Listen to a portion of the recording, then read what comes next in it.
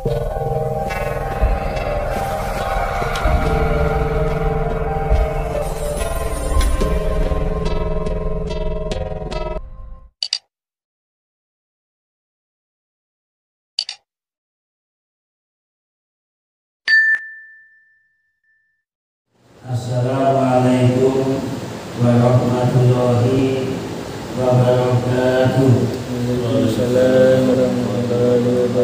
Alhamdulillahirabbil alamin. Assalatu wassalamu ala asrofil anbiya'i wal mursalin sayyidina wa maulana Muhammad wa ala alihi wa ashabihi ajmain, amma ba'du. Fadilah mandi di hari Jumat. Ya Ali wa Ali man utawi sapane wong istasala atus sapa man yaumal jum'ati ing dalem dina Jumat ghafara mongko ngapura sapa Allah Gusti Allah lahu mariman ma ing dosa bainal jum'ati antarane Jumat sijine ilal jum'ati tumeka Jumat liyane baca lan ndadekake sapa Allah dalika ing mengkono atus sawaban ing ganjaran dikopri ing dalem kuburan wasa pula lan ampun apa sawab. Hai Ali, barang siapa mandi pada hari Jumat maka Allah akan mengampuninya antara Jumat ini dengan Jumat yang akan datang. Dan Allah menjadikan amalia tersebut sebagai pahala dalam kuburannya dan akan memperberat timbangannya. Kita harus tahu tata cara mandi ketika pada hari Jumat tersebut. Yang pertama adalah basuh kedua tangan terlebih dahulu sebanyak 3 kali. Basuh dulu. Yang kedua adalah membersihkan bagian dari segala kotoran dan najis yang menempel. Jadi sesuatu yang menempel mungkin kita setelah habis terus kita bersihkan dulu. Yang ketiga adalah mulailah mandi dengan mengguyur kepala sampai 3 kali kemudian membacanya. Jadi kita guyurkan kepala 3 kali sambil niatnya nawaitu husra lihuduri sholati jum'ati sunata lillahi ta'ala, atau niatnya boleh diniatkan dengan menggunakan bahasa Indonesia atau bahasa Jawa di dalam hati. Saya niat mandi untuk menghadiri sholat Jumat sunat karena Allah. Setelah itu guyur bagian sebelah kanan sebanyak 3 kali. Jadi setelah pandangan tadi ketika memulai kepala 3 kali sambilnya, setelah itu guyur bagian kanan dulu 3 kali. 3 kali. Kanan dulu, setelah itu bagian kiri 3 kali. 3 kali. Berikutnya adalah kemudian bagian badan sebelah kiri sebanyak 3 kali. Lalu siram air ke seluruh anggota tubuh. Gosok tubuh bagian depan dan belakang sebanyak 3 kali. Dilanjutkan dengan membersihkan rambut, jenggot. Pastikan air mengalir ke dalam lipatan kulit dan pangkal rambut. Jadi diusahakan semua air itu merata di dalam tubuh kita. Untuk berikutnya adalah rahasia siwak. Ya Ali ngaleka tetepno siro bisiwakin kelawan siwak fa fihi moko iku ing dalem siwak arba'atun ono papat wa isuna lan 20 apane fadilatun kautamaane fi ini ing dalem agama wal badanilan badan. Hai Ali, tetaplah untuk bersiwak sebab dalam bersiwak ada 24 faedah baik di dalam agama maupun di dalam tubuh. Bapak-bapak yang berbahagia, siwak ini kalau di dalam Arab ini namanya pohon arak. Nah, bagaimana cara penggunaannya? Cara penggunaannya adalah kita ketika beli di ampel atau kita beli online, setelah itu kita buang kulit bagian luarnya. Nah, setelah kulit bagian luarnya kita buang, lalu pucuk ini, yang pucuk mungkin 1 cm atau setengah cm kita punya.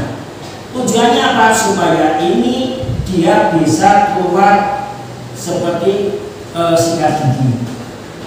Begitu.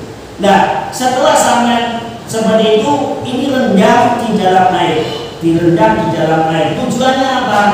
Supaya kuman atau apapun yang ada di siwak ini bisa hilang.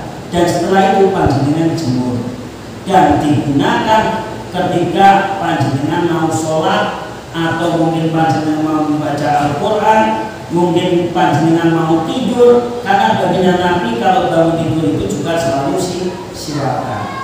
Nah, bedanya apa dengan sikat gigi? Jelas mempunyai suatu perbedaan dari alat yang digunakan. Kalau sikat gigi itu kan dari plastik. Kalau siwak ini dari daun arak, apa dari pohon atau ranting arak. Kalau di Arab sana, di sini adalah terdapat antimikroba yang bisa membunuh aneka bakteri yang ada di dalam mulut kita. Apabila ketika panjenengan melakukan siwak, sebelum saya terangkan fadilah-fadilahnya, ada beberapa hadis yang menekankan bahwa siwak itu begitu penting. Di antaranya artinya adalah dari Abu Hurairah radhiyallahu anhu, Rasulullah SAW bersabda yang artinya, seandainya tidak memberatkan umatku atau tidak memberatkan manusia, aku pasti memerintahkan mereka untuk bersiwak bersamaan dengan setiap kali dia sholat. Air Muslim. Berarti kalau air Muslim adalah hadisnya adalah soket. Kalau tidak memberatkan maka akan diwajibkan. Itu kata Rasul. Jadi begitu penting penekanan penggunaan siwak. Dasar yang lain apa? Dari Hudzaifah radhiyallahu anhu, ia berkata, apabila Rasulullah SAW malam bangun, beliau menggosok mulutnya dengan siwak.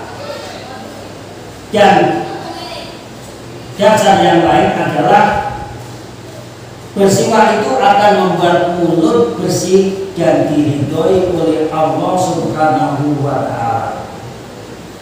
Ada beberapa fadilah di dalam ketika kita melakukan yang namanya siwak.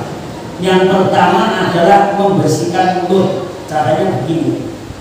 Ini dari sini terus ke sini, terus ini.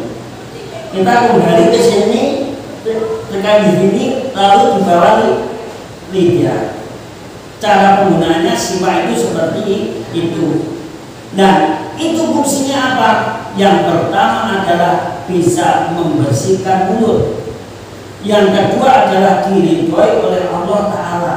Jadi ketika kita sholat, supaya kita mendapatkan ridho dari Allah, salah satunya kita mengamalkan siwak.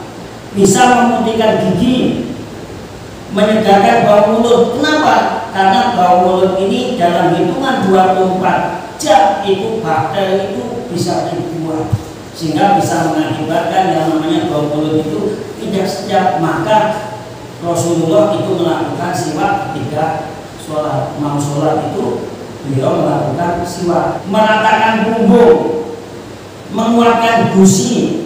Jadi supaya kita tidak mudah sakit gigi itu adalah siwakan. Ada teman saya itu selalu sakit gigi. Udah sama seneng gak siwak? Seneng. Sudah siwakan aja, nanti insya Allah gigimu tidak akan mudah sakit. Ternyata setelah melakukan siwakan itu beliau tidak pernah sakit gigi. Memperlambat ketuaan, kok ada? Otomatis ketika kita tekan di sini itu ada sebuah urat yang menghubungkan antara wajah ini, berarti itu bisa memperlambat ketuaan. Membersihkan pilanai itu dari antara gigi ini, menambah kecerdasan, terus melipat gandakan pahala kita.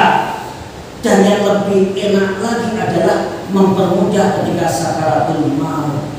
Kenapa? Karena malaikat itu juga senang kalau ada umatnya baginda Nabi Muhammad melakukan siwakan. Karena apa? Bau mulutnya menjadi enak. Tetapi ada pendapat lain, kalau jenengan lagi puasa jangan siwak. Kenapa? Baunya orang berpuasa itu bagaikan kasturi nanti di surga sana. Makanya ketika bulan Ramadan melakukan puasa, jangan lakukan siwak pada siang hari, pada waktu melakukan puasa. Tetapi ketika panjenengan malamnya silakan. Setiap hari mau di luar bulan Ramadan kita tidak melakukan yang namanya puasa, lakukan siwak. Terus mengingatkan akan syahadat saat ajal tiba, luar biasa.